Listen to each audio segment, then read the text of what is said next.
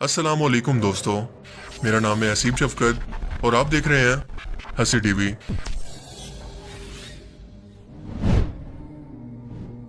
शम्सल मारिफ अल कुबरा अब तक इंसानों की तरफ से लिखी गई सबसे शैतानी किताब, जो कि जादू और अमलियात पर मुश्तमिल एक ऐसी पुरअसरार किताब है जो कि अपने पढ़ने वाले शख्स को पागल या दीवाना बना देती है। इसके लिखने वाले शख्स का किसी को नहीं पता, पर आम तौर पर यही माना जाता है कि 5वीं सदी हिजरी के अंदर शेख अबू अल नासिर अल सिराज अल तूसी, जिसे हमजा अल अस्फहानी भी कहा जाता था, इसने लिखा, जबकि बास तारीखी रिवायत के मुताबिक अल्जीरिया के अहमद बिन अबुल यूसुफ मालिकी नाम के शख्स ने इसे जिन्नात की मदद से और पुराने जादुई नुस्खों की मदद से लिखा। ये शैतानी अमलियात पर लिखी गई एक ऐसी पुरअसरार किताब है जिसके बारे में ऐसे पुरअसरार किस्म के दावे मौजूद हैं जिसे सुनकर इंसान के रोंगटे खड़े हो जाते हैं। मिसाल के तौर पर शैतानी जिन्नात ने इस किताब के लिखने वाले के जिस्म में दाखिल होकर खुद से इसे लिखवाया ताकि इंसानों को जिन्नात की तरफ अट्रैक्ट करके हर इनके बिगड़े काम को अल्लाह से छोड़कर लम्हों में जिन्नात से करवाने की उम्मीद देकर इन्हें गुमराह करें,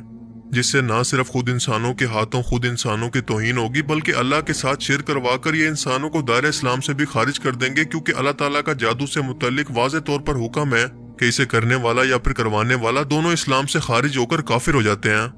इसलिए कि जादू और अमलियात के अंदर इंसान अल्लाह को छोड़कर जिन्नात से मदद मांगता है और इनसे काम करवाता है, जो कि कुफ्र है।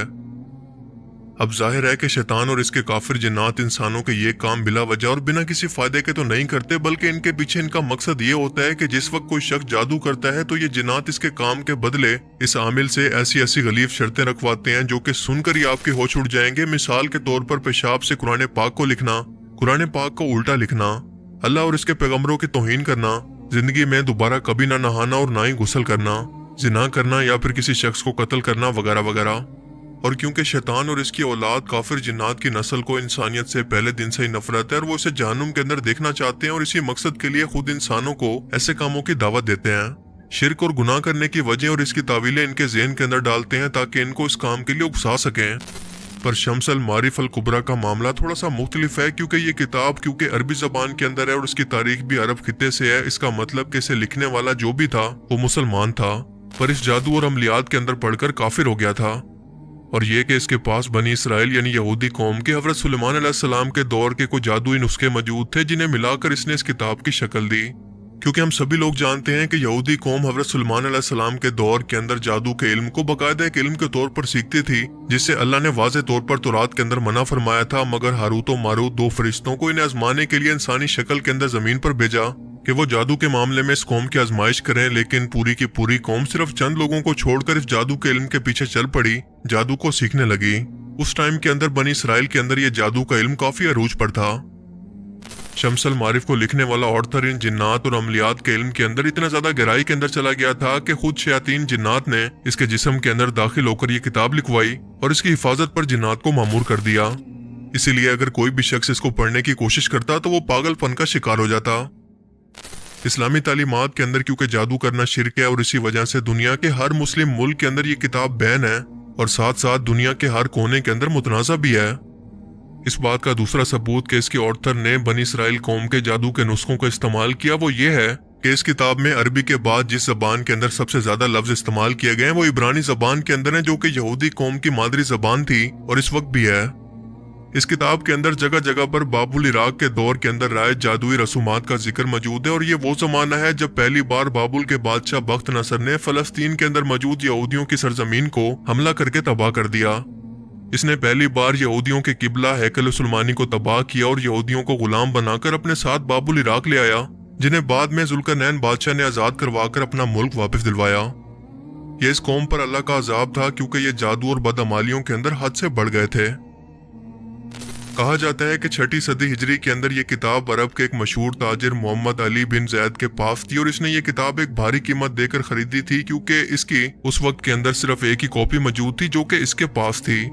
बाद में इसने इस किताब के अंदर अदल बदल करके इसकी मजीद कॉपियां बनवाई और इन्हीं कॉपियों के अंदर इसका बयान दर्ज है कि जब भी वो इस किताब को पढ़ने की कोशिश करता तो एक काला स्याह धुआं इसकी नजरों के सामने मौजूद होता, जिसकी दहशत और नौसत से वो बेहोश हो जाता।